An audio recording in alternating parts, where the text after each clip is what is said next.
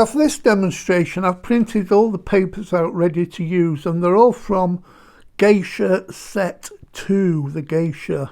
I've also used some of the papers from the trellis background papers as well.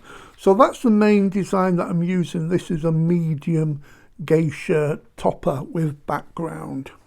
So just pop there. I've also printed those off into 9. I'm just going to use one of those, so you can use those on another demonstration if you want, another project. And then this is just an example of some of the papers I've also printed.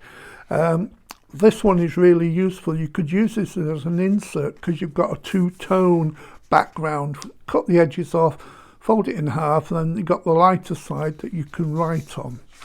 But to do this card you're going to need just an A4 piece of card. Now that's going to be folded over in the middle, and then you take your boning tool, and to give it a really good crease, just press that down. And what I've also done now, I took my ruler and I took my embossing tool and I just created a crease from side to side, tip to tip there. And that allows you to then fold that over like so. And then again, just crease it really well there. Now that's going to open up, and then it's going to stick there, and you'll have a cat. Well, it'll all come together. So there's the inside of the card, and the first thing I've done, I've taken one of the background papers and I've just cut that out slightly smaller to create an insert. So I'm going to use a little bit of glue on that. I've got my trusty 3-in-1 glue, but you can choose any one that you want, that you're happy using. So that goes on there. And then make sure you get it the right way around, which I nearly didn't. And that can go there. And you've got enough wiggle room with this glue to slide it around to make sure you've got it in the right place. So there's the first part. So that folds over there. Now what we're going to do, I cut out from the background paper. You can use any background. This is from the trellis set. And what I'm going to do is stick this down onto here where it folds, go quite close to the edge, but not right up to the edge. But you want plenty of glue around the middle here so that it holds it in position when you've stuck it down. So I've got my glue all over there, and then this piece will fit on there just smaller than the actual front of the card, and that's going to stick down there. If you want to wait a few minutes to make sure that's really stuck, you can do, but I've not got a minute for you to just sit and look. So what happens next is you just fold that over and then you crease that again like so. So you've got that effect. So there's the front of your card. That will fold over, and then what we're going to do is find out where it's going to finish, which it's going to finish there. So I just need to make sure I get this in the right place.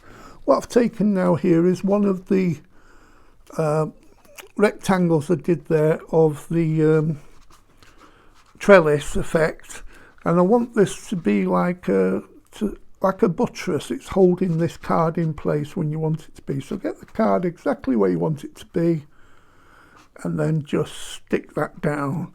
So when you open the card, that could be your sentiment. You could put happy birthday or whatever you want on there.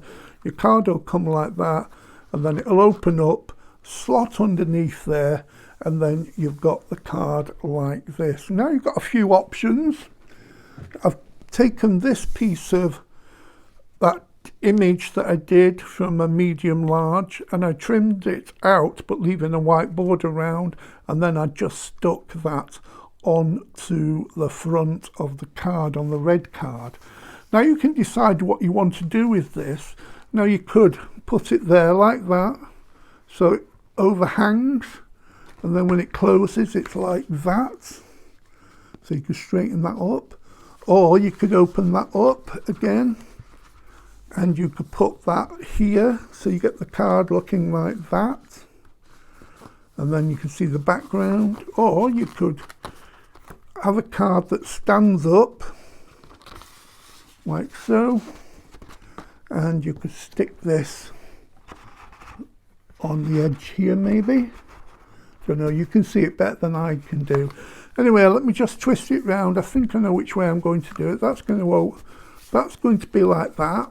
That will then open up and slide under there, like so. And then I'm going to, let me just check. Stick it there. I think that's quite nice.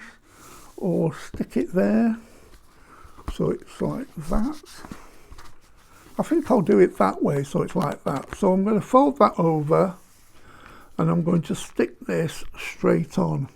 Now I only need to stick it where the glue's going to touch here, so maybe do this by eye. I think it's going to be about there. So I'll put some glue on here. You don't need much glue. Like that. And then that can stick down onto there. Then you've got a little bit of wiggle room with this glue, so the card then technically should open like that, slide under there, and there you've got your card that stands up like so. It looks like that. So there's various ways you can do this. That's the way I've done it. And then when you want to fold the card flat, you just do that. Obviously you'll need more than an A5 card if it comes over this way. So again, that just slides into there, that tucks underneath there, that's its little buttress, and you've got the card looking like that. So that's just one of the options, but I'm sure you can play around and get many more. But the thing is, you can do as well, if you want, you can take the 3D image and you can mat and layer that up, and I've got a little bit of repositional glue on the back there, so you could turn that into something special using the 3D image as well.